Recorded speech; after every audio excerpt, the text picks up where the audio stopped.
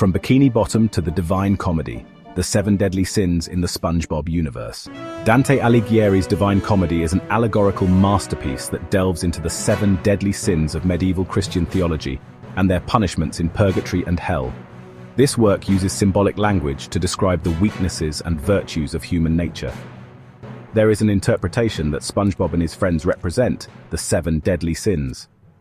Let's take a closer look at this interpretation, and don't forget to like the video and subscribe to the channel while you're at it.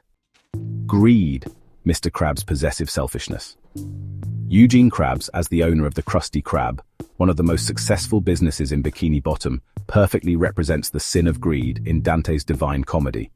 His constant desire to make money leads him to exploit his customers and employees, sometimes even crossing moral boundaries.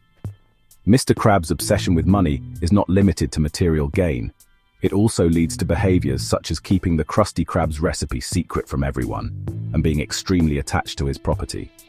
This situation turns him into not only a greedy, but also a possessive and selfish character. Mr. Krabs' attitude clearly explains the ruthlessness of the capitalist system and the fact that individual ambition takes precedence over social values. While the greedy are condemned to push and pull gold bars forever in Dante's hell, Mr. Krabs creates his own hell with his obsession with making money. For him, money is above everything else, and this obsession makes him selfish and exploitative in his relationships with other people. Gluttony, SpongeBob's pet snail. Gary appears as a representative of the sin of gluttony. With his constant desire to eat, his weight-reaching obesity, and especially his fondness for the food prepared by SpongeBob, Gary resembles the gluttons in Dante's hell. Gary's gluttony is more than just a physical need. It has turned into an uncontrollable consumption habit. This situation can also be described as a criticism of modern society's consumption culture and fast food habits. Gary's insatiable appetite not only affects his own health, but also negatively affects SpongeBob's life, as he constantly has to prepare food for him. While gluttons are condemned to crawl in an endless rain and mud in Dante's hell, the fact that Gary is a snail in the series supports this thesis. Gary lives his own hell with his constant search for food. SpongeBob's best friend Patrick is the embodiment of the sin of sloth. With his constant sleeping, doing no work, avoiding responsibility, and sometimes even encouraging SpongeBob to be lazy, Patrick reminds us of the sloths in Dante's hell. Patrick's laziness is not just a physical inertia, but also a mental lethargy and indifference. This situation can also reflect an existential inertia and a worldview close to nihilism. Instead of thinking about the meaning and purpose of life, Patrick tries to fill the existential void by simply living in the moment. Sometimes he doesn't even do that. From a sociological point of view, Patrick's laziness can also be seen as an exhaustion response against the work and success norms imposed by modern society. While sloths are condemned to be stuck in mud in the swamp forever in Dante's hell, Patrick gets stuck in the swamp of his life with his laziness. His indifference causes him not to think about the future and not to live in the moment. Wrath Squidward Tentacles is SpongeBob's neighbor and an octopus working at the Krusty Krab. With his constant grumpiness, sullen face, outbursts of anger, and especially his intolerance towards SpongeBob's cheerful attitude, he represents the wrathful in Dante's hell. Squidward's anger is usually directed towards the people around him, and this anger drives him to loneliness and unhappiness. Squidward's situation symbolizes the alienation and loneliness of the individual in modern society. Squidward is different from those around him. His thoughts do not match those around him. His anger is actually a rebellion against social norms and expectations, a kind of social criticism. It clearly reflects the unhappiness of people who think differently in the modern world.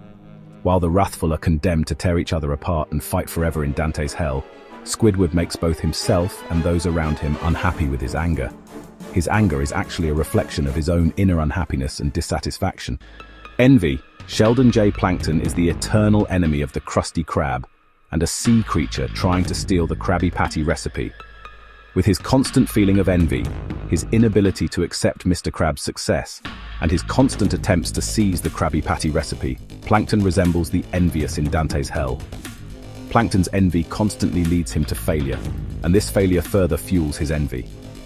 Plankton is in a vicious cycle throughout the series, constantly striving, constantly ambitious, and failing. Plankton's situation represents individuals with ideological fixations who attribute their own failures to the success of others. His envy actually stems from his own sense of inadequacy and inability to accept the success of others. While the envious are condemned to be trapped in ice forever in Dante's hell, Plankton constantly fails with his envy. Pride. Sandy, as a squirrel from Texas, stands out in Bikini Bottom with her scientific genius. Rocket science, inventions, and dangerous experiments are part of her daily life. However, this intelligence sometimes results in arrogance. Her seeing herself as superior to others, the dangerous consequences of her experiments, and even putting her friends in danger, can be the result of her pride. For example, in the episode SpongeBob in Space, Sandy's arrogant attitude about her space shuttle causes SpongeBob and Patrick to get lost in space. In the episode Sandy's Rocket, her claim that she uses her rocket better than everyone else puts her in a dangerous situation. In these episodes, it can be clearly seen that pride takes over her.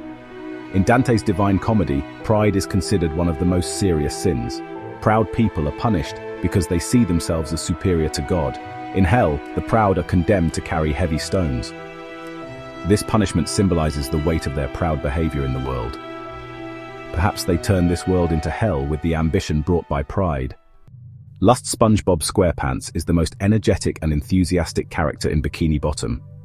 However, according to some interpretations, this enthusiasm and energy can be seen as a reflection of the sin of lust.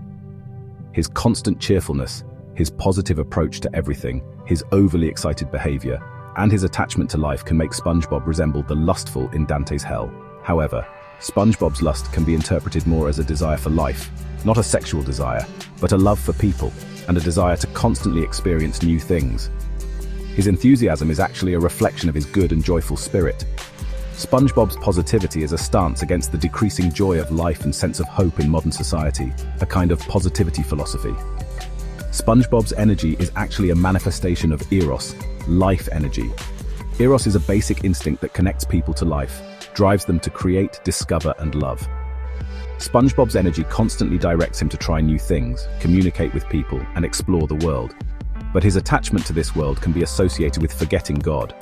While the lustful are condemned to be tossed in storms forever in Dante's hell, SpongeBob is constantly in motion with his enthusiasm.